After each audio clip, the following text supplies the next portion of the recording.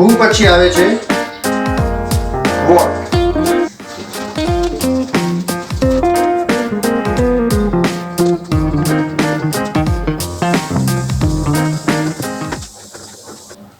આ પ્રમાણેનું વાક્ય છે Gopal killed 7 flies at one blow. what થી પ્રશ્ન બનાવવાનો છે. what નો અર્થ થાય છે શું. શું નો જવાબ અહીં આવે છે 7 flies. સોરી, શું નો જવાબ અહીં આવે છે 7 fleas. તો તેને આપણે પ્રશ્નમાંથી કાઢી નાખવાનો છે. બરોબર. હવે જે પ્રશ્ન બને છે તે આપણે અગાઉ શીખ્યા તે જ પ્રમાણે બનાવવાના છે. શરૂઆત કરશું what થી, ત્યાર પછી did, પછી વાક્ય શરૂ કરવાનું. what did ગોપાલ killed માંથી kill, જવાબના શબ્દો નીકળી જશે at one blow. પાછળ પ્રશ્નાર્થ ચિહ્ન ભૂલવાનું નથી. ખ્યાલ આવે છે. આપણે આટલું વાક્ય તો બનાવતા શીખ્યા હતા. did Gopal kill at one blow. આગળ આપણે મૂક્યું છે what, અને what મૂકવાની સાથે સાથે આપણે 7 fleas જે તેના જવાબ છે તે કાઢી નાખ્યો. બીજું એક ઉદાહરણ લઈએ છીએ પાછું. The king saw the dead giants.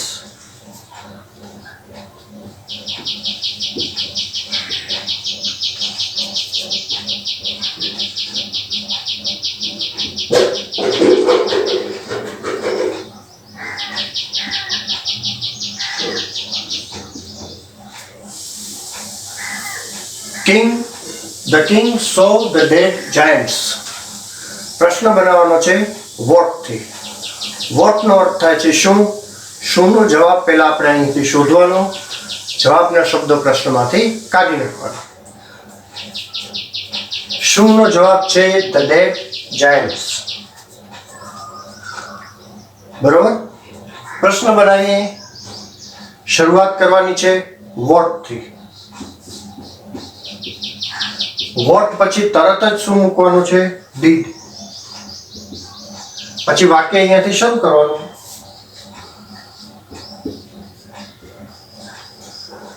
what did the king saw નું કરી નાખવાનું છે see.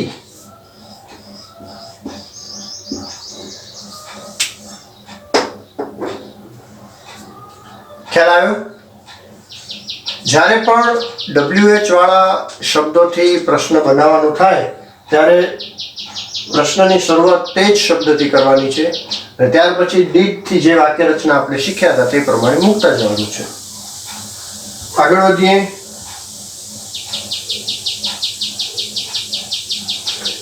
ત્યાર પછી પ્રશ્ન બનાવવાનો છે when થી. કોઈ મને કહેશો when નો અર્થ શું થશે? સરસ. when નો અર્થ થાય છે ક્યારે, અને ક્યારેનો જવાબ આપણે લખીએ છીએ સમય. વાક્ય આ પ્રમાણે છે Gopal return to the village next day.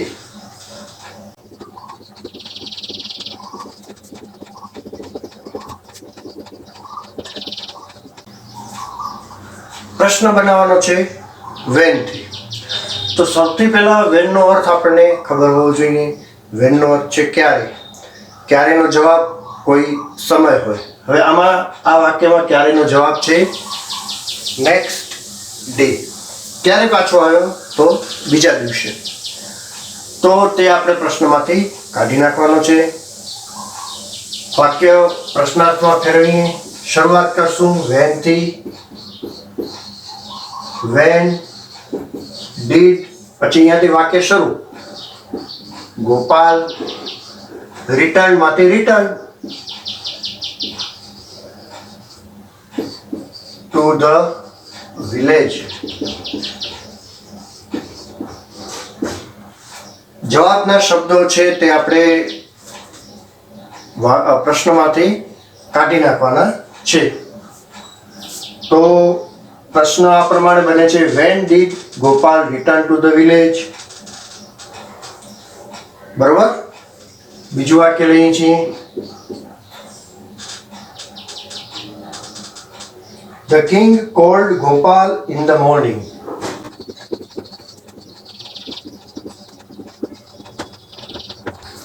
When થી પ્રશ્ન બનાવવાનો છે તો when થી પ્રશ્ન બનાવીએ તો when નો જવાબ શું છે? સમય. કોઈ પણ અહીં સમય દર્શાવતો શબ્દો છે in the morning, તો તે આપણે પ્રશ્નમાંથી કાઢી નાખવાના છે. પ્રશ્ન બનાવવાની શરૂઆત કરશું when થી. when, પછી did, the king,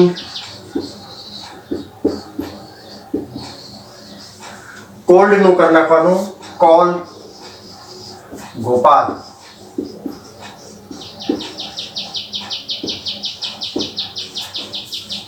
When did the king call Gopal? આ રીતે WH વાળા જેટલા શબ્દો છે તેનું આપણે પ્રશ્નાર્થમાં રૂપાંતર કરવાનું હોય છે. તમને એવું થતું હશે કે આ કોલ્ડમાંથી કોલ કેવી રીતે કરવું, રિટર્નમાંથી રિટર્ન કેવી રીતે કરવું, તો એના માટે આપણે અગાઉ એક ખાસ ભૂતકાળના રૂપ બનાવવા માટેનો વિડીયો પણ મૂકેલો છે, જે તમે જોજો, સમજજો. અને આના માટે ખાસ જરૂરી છે પ્રેક્ટિસ. તો તમે પ્રેક્ટિસ કરજો એટલે તમને ખ્યાલ આવી જશે. ત્યાર પછીનો શબ્દ છે વેર. વેરથી જ્યારે પ્રશ્ન બનાવવાનો છે ત્યારે આપણને ખ્યાલ છે વેરનો અર્થ થાય છે ક્યાં, અને તેનો જવાબ કોઈ પણ જગ્યાનું નામ હોઈ શકે છે. આપણે અહીં જે વાક્ય આપ્યું છે ટેક્સ્ટ બુકમાં તે જ લઈએ છીએ. Gopal put jalebis in a dish.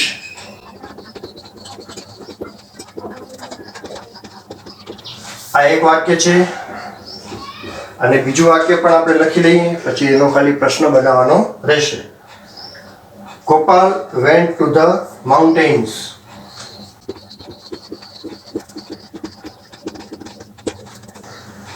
પહેલા આપણે આ વાક્યનું પ્રશ્નાર્થ બનાવીએ. પ્રશ્નાર્થ બનાવવાનું છે વેર થી.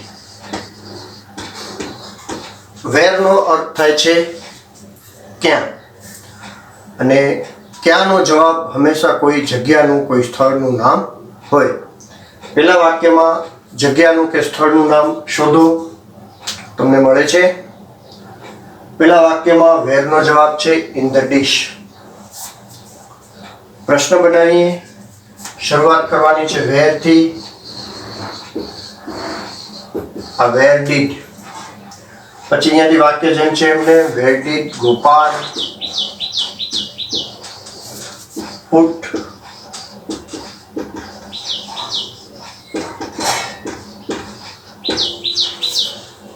where did Gopal put jalebis? તમને એમ થતું હશે અહીં પણ પુટ છે ને અહીં પણ પુટ છે. મેં હમણાં જ તમને કીધું એ પ્રમાણે આ પ્રેક્ટિસ કરવાથી તમને ખ્યાલ આવી જશે કે આ પુટ છે એ બંને રૂપોમાં વપરાય છે. ભૂતકાળ માટે પણ પુટ વપરાય છે અને મૂળ રૂપ પણ પુટ છે. બીજો પ્રશ્ન આ રીતે બનાવવાનો છે. Gopal went to the mountains. ક્યાં ગયો? તો જવાબ છે to the mountains. તો તે આપણે પ્રશ્નમાંથી કાઢી નાખવાના. પ્રશ્ન બનાવવાનો છે where થી. Where did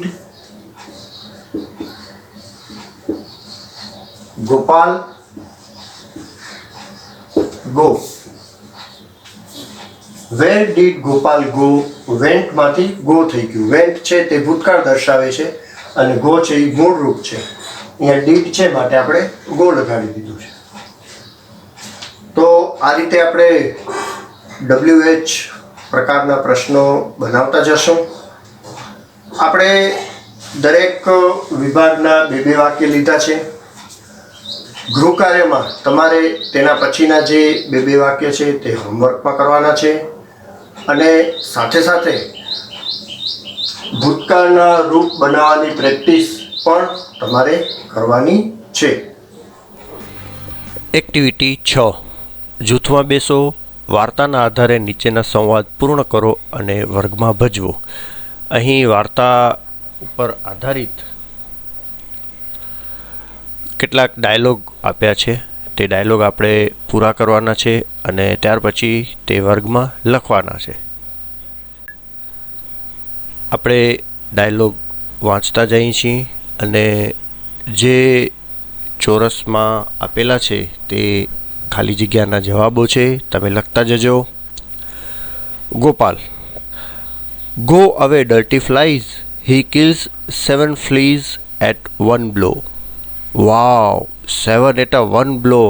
How brave I am. The king calls him. King: Gopal, I heard about you. You are a very brave boy. Did you really kill 7 at a blow? Gopal: Yes, Your Majesty, I killed 7 at one blow. King: You are a very useful person. There are 2 cruel giants in our kingdom. They trouble people. There is no one to catch or kill them. Gopal: Did anyone try to catch them before? King: Yes, many people tried, but they failed. You are brave. You killed a 7 at one time. The giants are only 2. Kill them and I will give you a rich reward.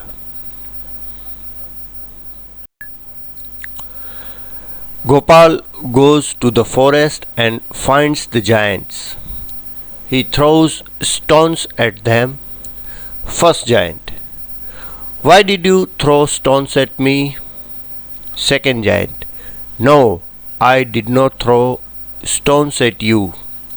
You threw the stones at me. You threw stones at me. The giants fight with each other and die. Gopal says, Your Majesty, both the giants are dead. King: What? Is it true? Gopal: Yes, Your Majesty. King says, Gopal, you are really brave. You deserve half of my kingdom. હવે સમય છે project વર્કનો. તમારે એક સરસ મજાનું project બનાવવાનો છે. Work in groups of 5. Collect 6 to 8 pictures of different insects from newspapers, magazines, etc. Take a chart sheet and stick them on it. Display them in the classroom. તમારે ન્યૂઝપેપર, મેગેઝિન્સ કે કોઈ પણ જગ્યાએથી જીવજંતુઓના ચિત્રો ભેગા કરવાના છે. આ ચિત્રને ચાર્ટ પેપર ઉપર તમારે ચોંટાડવાના છે અને ક્યાંથી મેળવ્યા, કેવી રીતે તમે તેને ગોઠવ્યા વગેરે વિગતો તમારે લખવાની છે. આ પ્રમાણેના ચિત્ર તમારે શોધવાના છે.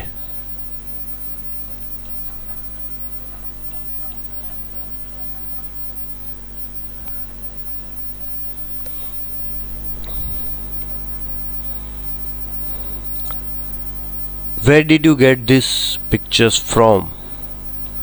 How many pictures did you get? Which insects have you got? તમે જે ચિત્ર ચોંટાડો છો તે કયા જંતુનું છે તેનું નામ પણ તમારે લખવાનું. When did you collect the pictures? And who helped you to collect the pictures? Who વાળા પ્રશ્ન તો આપણે હમણાં જ જોયા હતા, ખરું ને? ત્યાર પછી 2 ઉખાણા છે જે ખૂબ જ સહેલા છે. What is the end of everything? Answer છે લેટર G. અહીં એવરીથિંગ શબ્દનો અંત શું છે તેવો અર્થઘટન કરવામાં આવ્યું છે, તો છેલ્લે G છે. I have legs but I can't walk. I have arms but I can't write. Who am I? જવાબ છે ચેર.